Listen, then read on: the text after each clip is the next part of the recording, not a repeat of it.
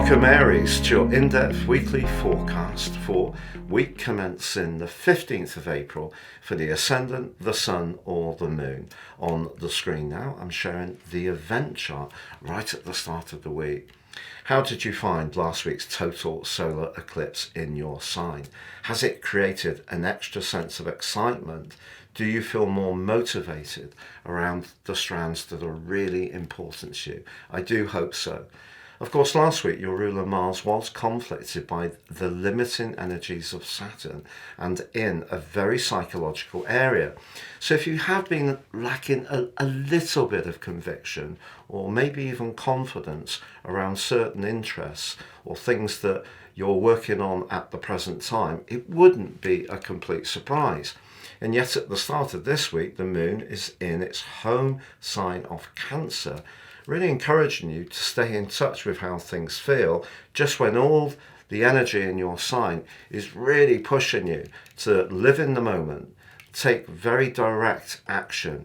How do you deal with this? Well, the quarter moon, which emerges later on Monday, does provide a backdrop of energy for the whole week. So it's possible that you will need to just tune in to your inner world to check that whatever you are really engaged with at the present time is truly the right thing, because you're at your best when you don't think about things too much. You listen to your instincts and just go for it.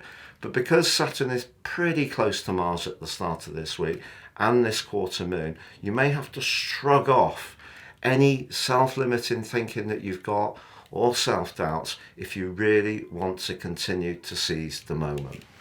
Now, the path of fortune is in your sector of relating, and it's forging a great link to Pluto, the planet of change.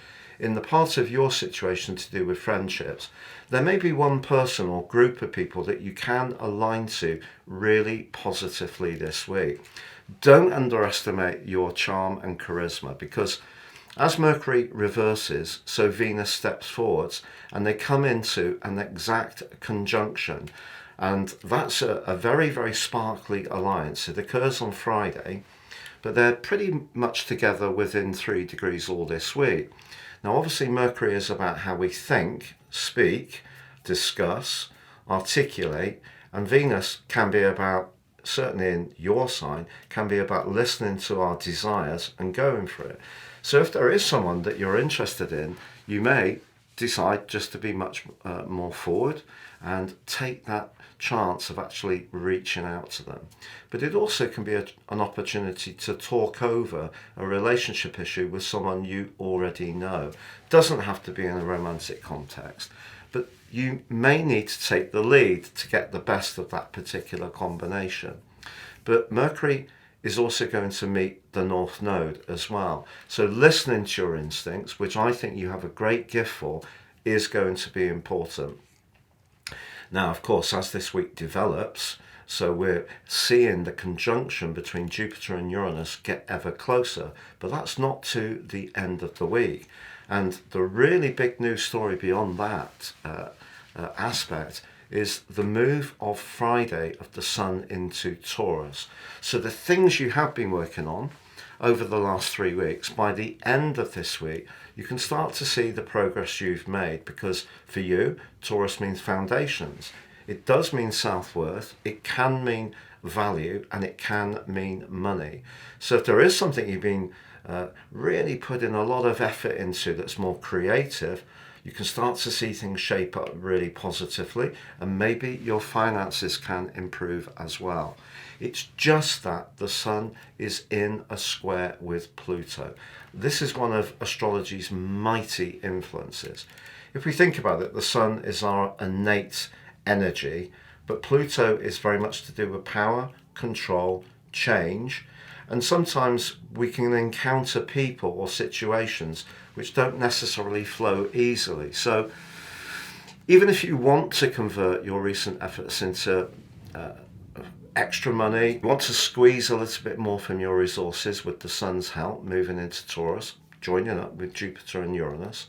So Jupiter is saying you can be progressive, Uranus is saying you may need to be innovative, Pluto is saying you need to be mindful of your values, because your values, your higher values, your more spiritual direction in life may need to chaff with some of the realities of your situation. So, for example, you could be offered a job where the pay is good, but it's not quite something that your heart would be in. So that's the type of scenario that this Sun square Pluto aspect can create. But then on Sunday, the big event of the year so far really is Jupiter and Uranus coming together for the first time in 14 years. But you've had quite a long time to prepare for this. This is an aspect that's been building up recently, within 3 degrees. But also Jupiter moved to join Uranus a year ago in May.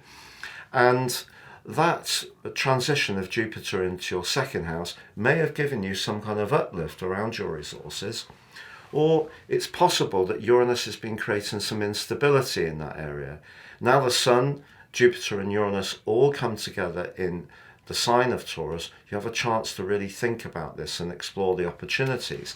But the great news is that Mars has moved forwards from that very difficult transition to Saturn and actually feeds in to the relationship between Jupiter and Uranus. So past efforts, past experience, past knowledge can start to come back to you, and you could see that financial uplift. But I do feel that with Pluto in the mix, it is important to be very realistic.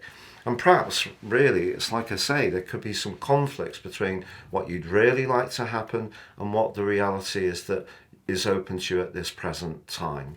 It's been a real pleasure being with you, Aries. I hope you have a great week. Thank you so much for joining me. If you've yet to do so, please like, comment, share, or subscribe.